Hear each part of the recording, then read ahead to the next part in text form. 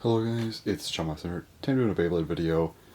This time I just want to kind of give a, reflection of Beyblade Burst. This is going to be a very discombobulated video. I'm just going to be talking about my own experiences and thoughts on Beyblade Burst.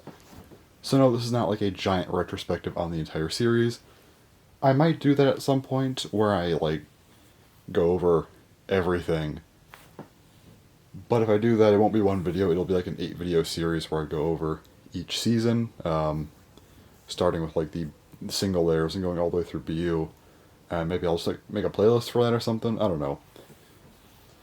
But this video, it's just my thoughts. It's not like a crazy video, but I might do some more stuff with that eventually. But yeah, so just my thoughts on Burst as a whole. I wanted to do this before Gen 4 gets revealed. Beyblade Generation X. It looks like it's gonna be the 4th gen revealed on March 21st. For us, it'll probably March 20th. So. I mean, it's right around the corner. This video's going up on the 18th, so I mean, yeah. Very excited about that, but for now, I am just going to be talking about Burst, just kind of my general thoughts on every season, and, yeah, just because why not? I figure I'll at least do something before Burst ends, so let's go and get into that. Alright, so first up, we have the single layers, of course. The start of Beyblade Burst, which came out in, of course, July of 2015, somehow already almost 8 years ago. I can't believe that. I actually remember the day of the announcement back in, April 2015. I was towards the end of my 8th grade year, and yeah, I was just like, oh wow, Beyblade's coming back. And unlike most people at the time, I actually never really dropped off of Beyblade. I still got stuff throughout 2014, and I even collected some limited editions in 2015 before Burst actually came out. So I was someone that never really dropped off of it, and I thought Burst looked cool, and then I got the original 4 of them, and I liked them, but I liked Metal Fight a lot better at the time. So after getting the original 4, I already had ordered kind of the 3 original alternate color boosters, and which I got in September, and then a couple days later I got the, for my birthday, the Star Dash set, and then I didn't get anything for 3 months. I didn't get anything else till December because I was just kind of yeah, I like these. I like Metal Fight better though, and I kind of just was in a weird spot where I was like, yeah, I'll get these more, but I never did for a while, and it took a couple random boosters to get me back into it, and then for Christmas I got all of the, releases that I missed, and that really got me back into it. And I definitely regret at the time, kind of being out of Beyblade like that, with a brand new generation. That's something I definitely want to appreciate more with Gen 4. Because I feel like early Gen Beyblade is kind of the best time. It's definitely when everything's the most chill. The community generally doesn't suck quite yet. It's actually more enjoyable. Because it's people that are actually really into Beyblade, and it doesn't really start to drop off until the anime comes out, and then it really drops off once you get the Hasbro releases and stuff. But kind of this point was always just some of the best times, and yeah, I wish I was a little bit more active during then, and not gone for a lot of the main part of the single layer releases. But I think getting back into it around Christmas was a great time. I got a lot of cool base, that caught up on. I really liked Unicorn and Minoboros at the time. And hey, we had a whole new random booster coming out. We had Excalibur, the most hyped bay of the system, in my opinion. It was a very interesting time, and I finally got back into it. And yeah, I really enjoyed kind of the late part of the single layer line. Again, I wish I was more involved, because it was definitely one of the seasons where I was a lot less involved with Beyblade, but I still had a fun time with it, at least. But yeah, it was just good. And I guess at the time, I wish I was, again, like I said, I wish I was more appreciative of it, because looking back now, I think that the single layer line's one of the best in Burst. There's something about kind of the uniform designs that I think it's really, really nice. They're not uniform, but they have all similar details on them, but they're not the same. They all have unique aspects too. It was just a really interesting line that we never really saw more of stuff exactly like that again. So definitely one of my favorites. And again, I wish I liked it more and wasn't so hard pressed with liking Metal Fight. Definitely going to be more open to Gen 4 because I don't want to miss out in the early Gen days because they're, again, some of the best. But yeah, it just feels like a strong start to Burst. I definitely like it a lot now. Just wish I was more into it at the time. But there's not a whole lot to say though, because again, I kind of skipped over a lot of this. So I guess we'll move on to the dual layers. So moving on to the dual layers, this was an interesting season because I actually like the single layers a little bit more than dual layers overall. But I think at the time I was a lot more interested in the dual layers because we didn't really know what Burst was going to become at the time. And seeing a lot of these designs kind of, you know, added upon and seeing them evolve was really cool at the time. You know, it's the first time we were getting more dynamic designs in Burst. It was just crazy at the time to see that.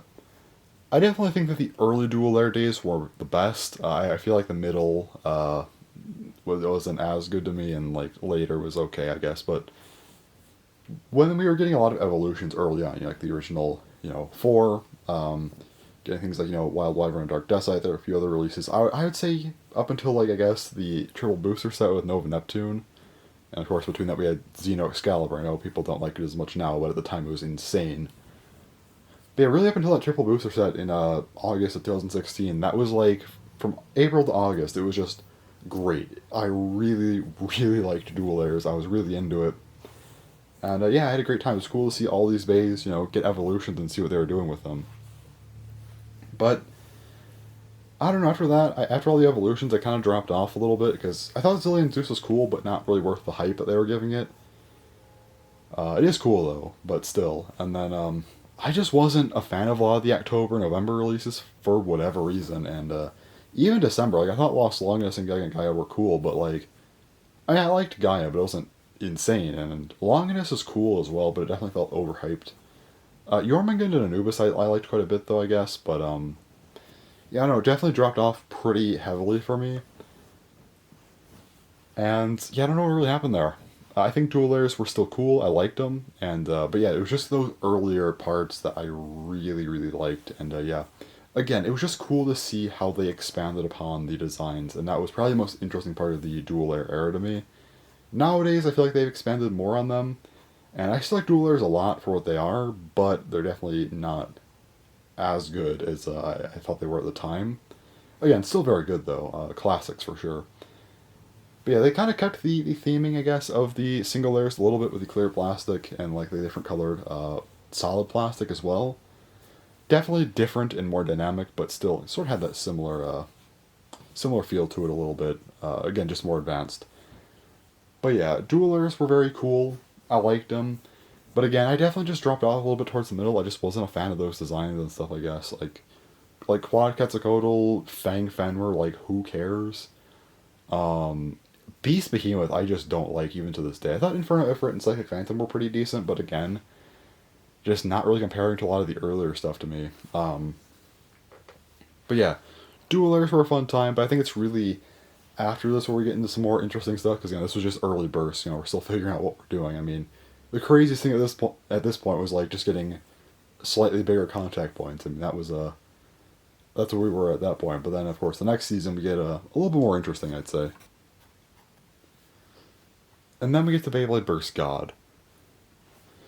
So, the first wave of these I was not overly impressed by. I thought they were cool. Now, I liked the whole core disc frame idea. I thought the drivers were okay. This a little bit more dynamic, I guess. And then the layers, yeah, the first God abilities were, like, cool. Not that crazy. It really was April that got me more into them, with Drain Fafnir and Tornado Wyvern.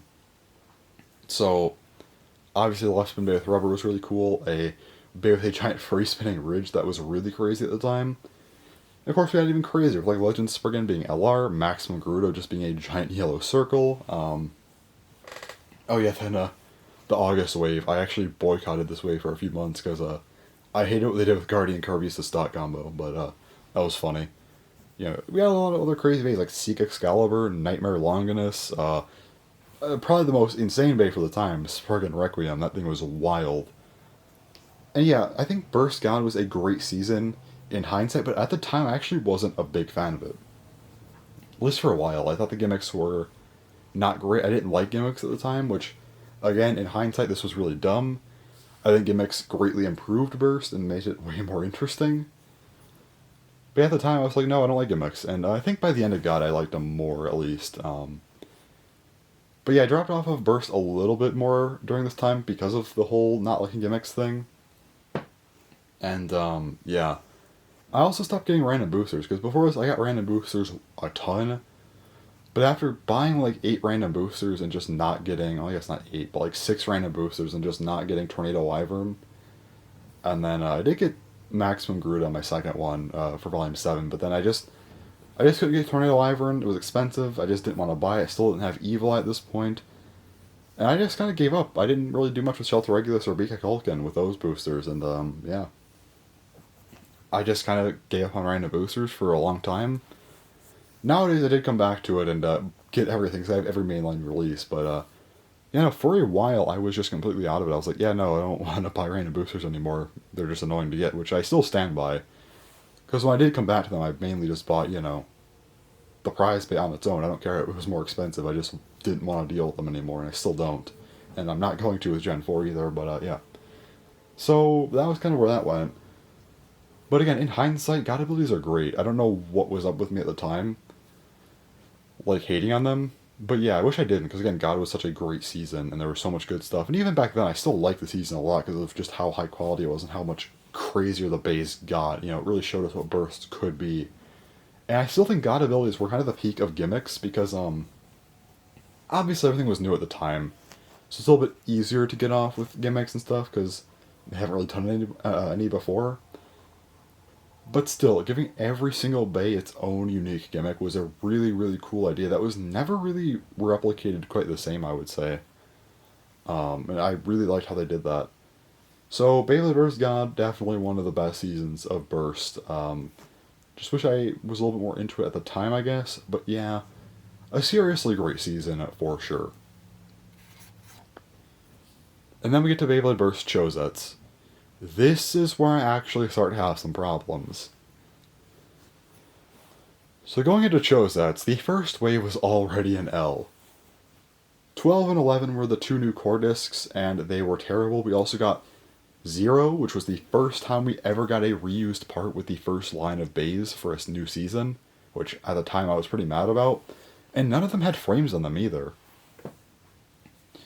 I didn't like when bays didn't have frames before, but they were always on really good releases, so it wasn't as bad. But now they were just on every release, unless it was like a random booster or like I said, they just weren't there. So that was annoying as well. The drivers I thought were okay, but like the layers, I thought the designs were pretty good and the metal was fine, but the main problem is that they didn't do gimmicks. And this is what started the trend of, for a few seasons, it was just like this, where we get a new season of Beyblade Burst. You know, it'd be the first few releases have no gimmicks at all. And then we'd kind of, you know, get more gimmicks throughout the season, but a lot of them were just reused gimmicks from previous bays, or at least like slightly different. It was only like, we'd only get like a few gimmicks per season that were actually unique, you know, like in Chosets. Yeah, Revive Phoenix with the double burst thing was really cool. And I guess you could argue like the burst stoppers from like the Chosi Awakening stuff, maybe. But tell me, outside of those, what was there that was actually both new and interesting? In my opinion, really nothing. It just felt like such a downgrade. Like, yeah, in some ways these were better, but like still, a severe lack of frames, and the layers just kind of not all having gimmicks, and the ones we do get were just kind of rehashed a lot of the time. I just wasn't into Chosets. This is the first time I really dropped off of Beyblade during Burst, like, heavily, because after I got Revive Phoenix, I did just buy a couple random boosters for the hell of it, like a month after, but after that I just didn't get any pays, or really even think much about Beyblade until, like, Christmas, when I finally got a lot of the releases and just was like, okay, there we go, cool. I have most of Chosets now. I just got really disinterested with Chosets, and, yeah, no, a lot of it was just because the base felt way less interesting, and I don't know, there just wasn't enough to them anymore. Like, yeah, it's like they banked on metal being, like, a saving grace for everything, but it just wasn't. Again, like, the disc selection was terrible this season, I would say, for the most part, especially without a lot of frames. But, like, the driver selection was also kind of not great, and then, like, the layers were more mixed, so not a great season overall. Definitely, in my opinion, the lowest point of Burst. I was not a fan of the season at all, but hey, by the end of it, things were looking up because, you know, GT was on the way, which actually had some innovation for once. So that was, well, not for once, it was like one dud season, so. But it did have some innovation regardless, which was just nice to see. And then we get to Beyblade Burst GT. So GT was, I think, a pretty massive improvement over Chosets. So the drivers, I think, felt a little bit better at this point. They tried something new with the discs. Well, they still used discs and frames. They had a new type of discs, which had kind of some gimmick to them, which was cool to see. And then the layers were divided now. Chips kind of carried the motif of the Bey plus the teeth. The weight, well, obviously gave the layer actual weight to make up for, not having metal built onto the base design, as well as kind of affected weight distribution, while the bases were, of course, the contact points and also could potentially have gimmicks on them. It does fall into the same problem as Chosets with gimmicks, though, where, again, early GT doesn't really have gimmicks, and then they eventually add them, but there's a lot of just rehashed stuff. But hey, by the end of it, they did give us the electric drivers and the infinite lock system, so I think they got pretty cool with the GT. They did a lot of interesting stuff, and definitely felt way, way better. I did drop off of GT for a little while. Not too bad, though, but yeah, I don't know. I feel like at this point I was just kind of burnt out of Beyblade after being into it, for over 4 years. I just fell out of it a little bit at the time. Also, GT was kind of during this weird point where, it started towards the end of my senior year of high school, and I had like a weird college time early on, and it was during that time, so I feel like I just wasn't really focusing on Beyblade as much, and I kind of wish I did a little bit more because GT was pretty solid, but I do have some complaints with GT outside of gimmicks and stuff, and mainly I just feel like the system was a little bit clunky. I feel like bases felt a little awkward, and I think just stacking weights and chips onto them, again, they just felt clunky, I think, and I still like the GT system overall. It's still good, but yeah, it just wasn't fully fleshed out, I don't think. And that's fine. Obviously, they had more time to develop divided layers, but and they did for sure, which we'll get to later. But at the time, again, they just weren't the most, fully fleshed out things quite yet. I still like GT a lot. It was still very cool. A lot of the bays, I think, were much better. And again, massive improvement over Chosets. I definitely liked it a lot more for sure. But yeah, just not quite there yet. Again, they tried something new, and I think it worked out. So, hey, it at least did that, and I have to give it some credit for sure for at least doing that. But GT is for sure very, very cool. And then we get to Beyblade Burst Super King. Super King has some of the most weird designs because of how chassis work. Because some bays have single chassis. They work normally. They have discs and drivers, and their own unique layer system. But then you have double chassis where it's just like, okay, this layer is a layered disc fusion thing with a driver thrown onto it, I guess, and it's a weird time. Definitely had some of the weirdest designs, but it was a pretty cool season. I liked how the bays looked. But again, I think the gimmicks in this season were just boring as hell. It fell into the Chosets problem. I feel like a lot of the gimmicks, again, they were just there.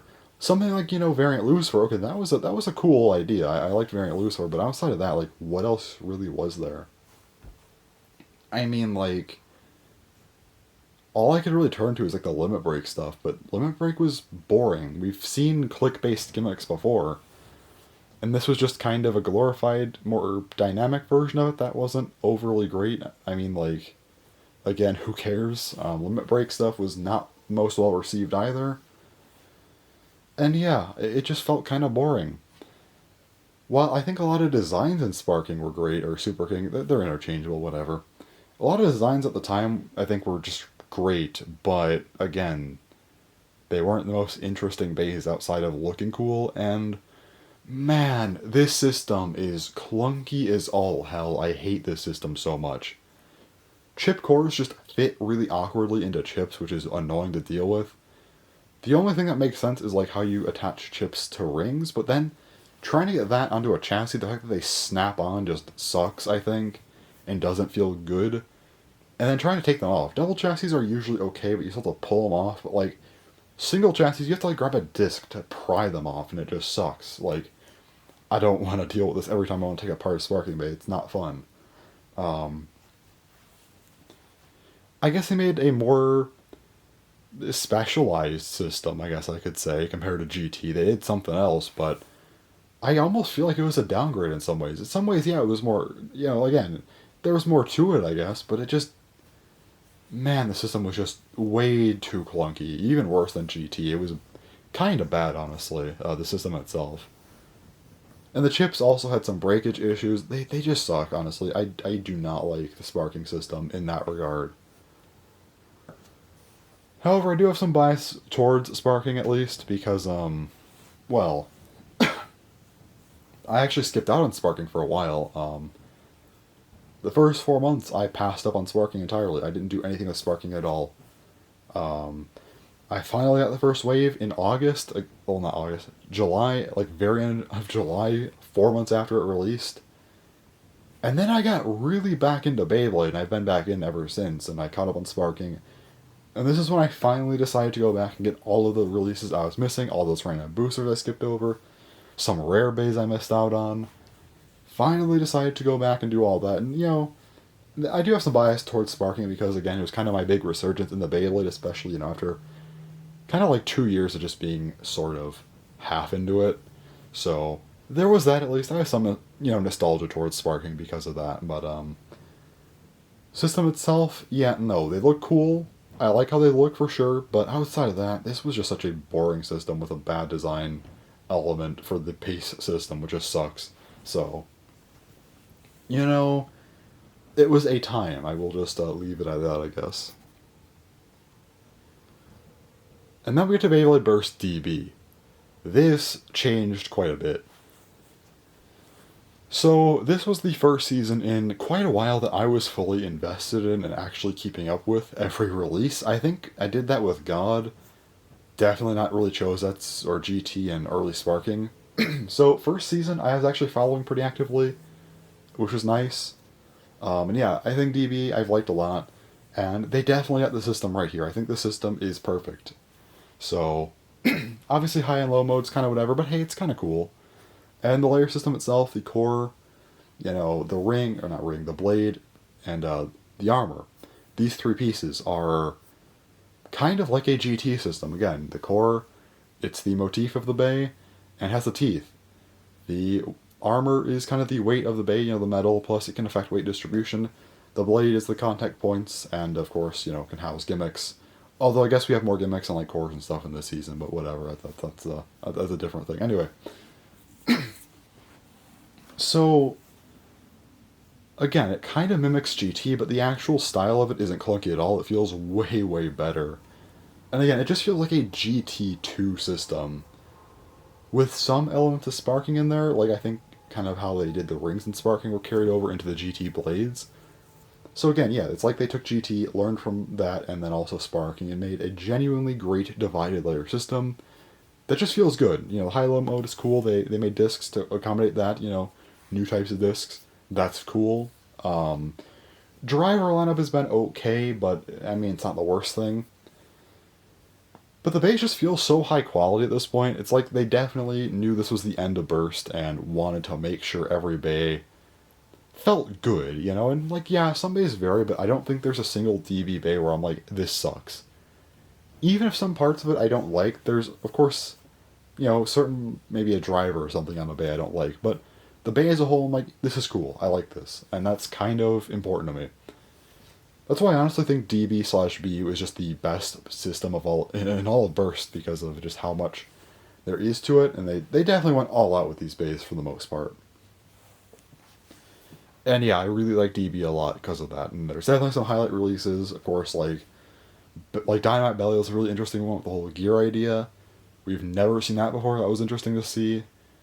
Obviously, I liked Vanish Factor. I don't know, that was just a cool one to me. Save Your Valkyrie is dumb, but kind of cool. Guilty Longness is, of course, busted as hell for no reason. We got Greatest Raphael with a kind of stupid gimmick, but hey, it actually worked and was very unique, so that was nice. And then, of course, ending off an Ultimate Valkyrie. Just a nice, Valkyrie to bring everything together and just felt good. I liked Ultimate Valkyrie a lot. So yeah, overall, I do think that Burst Burst, okay. I think DB was a great season, and of course, this was only half the story, because they decided to, keep going, and it definitely felt like half the story, because, well, we were missing the full line of A's effectively, so they came back around to give us one final line / second half of the DB, I guess. And now we get to Beyblade Burst BU, the second half of DB. So this does just reuse the DB system, which is fine. DB was great. But BU added a couple new elements. Of course, the BU locks, which then, of course, integrate with the BU lock discs. This was a heavily underutilized gimmick and kind of unfortunate. So really, again, it is just more DB, honest. That's all I can really say about it. I wish they did more with BU locks and try to make those discs more dynamic over time. It could have been really cool, but unfortunately they just didn't do that. But still, it's more DB bays. It was a great time to see them. Got a lot of bays back that had been missing for a little while. The whole line was just really, really cool. Like, we got another Belial, which at the time I was mad about, but hey, they made it really cool and really perfected that gear idea. It was great to see Chain Kirbyus and Zyho Excalibur, to see those two motifs back. I think they did a really good job with Wind Knight, a bay no one thought was going to get an evolution, but they made it actually cool. I liked the whole idea of Super Hyperion MR and King Helios MR. I know there's like the complaint of, oh, well, they should have just not stolen the gimmick from Eclipse, which I kind of agree with at the same time. It's like, they weren't going to make a new Eclipse. I'd much rather see the Eclipse gimmick come back because of how cool it is, rather than just seeing them leave it out entirely because they don't want to make Eclipse. And I think Hyperion and Helios were like the perfect base to do that with. I think that Burst Spriggan was really cool, and then like Barricade Lucifer was a solid end, I would say. Not the craziest bait, but you know what?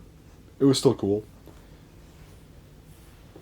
Again, I followed BU heavily. I was into it the entire time. I saw, start to end, of course. And yeah, BU was just great. Again, it was more DB, more of the best system. And yeah, I think, again, the DB system was a perfect end to Burst, just because it just felt like they perfected Burst. Like, they took everything that they knew and just went in. Maybe some part choices could have been better here and there. Maybe they could have made a few new parts that they skipped out on. Could have put a little more effort in it here and there. But I think for the most part, yeah, no, it's the best system. And just the best line. So I have to like it. Like, it's really good. And I think in time this is going to be a pain in the ass to buy bays for. I really think that DB/BU, especially BU, is going to be expensive. BU, of course, was the kind of a weird... It was in a weird situation because there was no anime with it, and yeah, the single layers didn't have an anime either, but we knew it was coming. With this, it was like, yeah, no, Burst is just done, and we're getting some extra stuff here. There's no anime or manga. These are just bays that are releasing. And because of that, probably more people might have dropped off, and I think, you know what? Again, these might be harder to find in the future, just my prediction. Plus, it's just a really good line, so yeah. And it, contains all of, like, the final evolutions to a lot of the most prevalent bays, so... There you go. That's the best line in my opinion, so there it is. So, there you have it. My thoughts on Beyblade Burst as a whole. I don't know if that was the best video, but I just want to talk about Burst since it's ending now, but yeah. Burst stuff on my channel is nowhere near finished. I have a lot of Burst stuff I still want to talk about, whether it be rankings or just discussions like this. Yeah, there's a lot of Burst stuff to talk about, which I kind of wanted to wait, because I had some more ideas I was going to do, but I held off on a lot of them, because, so I like to do analytical stuff, right? And I feel like it's harder to do analytical stuff in the early generation, because it's like, what am I analyzing here? Like, with Gen 4, they're probably going to be pretty basic to start with, and there's no real history to them, since nothing's really built up yet, so I feel like those videos are going to be a little bit shorter, and, I won't be able to do as much with them outside of the unboxings for a little while. So I figure, for the first, year or maybe 2 years of Gen 4, I will still have a lot of stuff from Burst to talk about, to kind of continue keeping up some more analytical stuff for Beyblade. But I will still try and, do some Gen 4 stuff here and there when I can, when applicable, but I'm not going to try and force it. I will be definitely relying on Burst for some of that. And I think Burst just has a lot to talk about, so I don't think it's a bad thing to do both Burst and Gen 4 at the same time for quite a while. So yeah, there you go. Those are just my kind of thoughts on Burst, and now that it's ending. Well, early on I said that Burst was, something I didn't like as much as MFB, but I can easily say that Burst is my favorite Beyblade gen now. Maybe part of that's just due to having it for 8 years straight. That might play a factor, I'm not gonna lie, but hey, regardless, it is great, and they definitely developed Burst to a point that I just did not think they were going to. It just got insane, and again, they ended off with DB/BU, which was just a phenomenal system with a lot of the best bays in all of Burst, so. Yeah, no, it's great. Burst is phenomenal, so. Glad to have been here for 8 years to see it through, and now we have Gen 4 coming up. And yeah, that's gonna be about it for Beyblade Burst for now.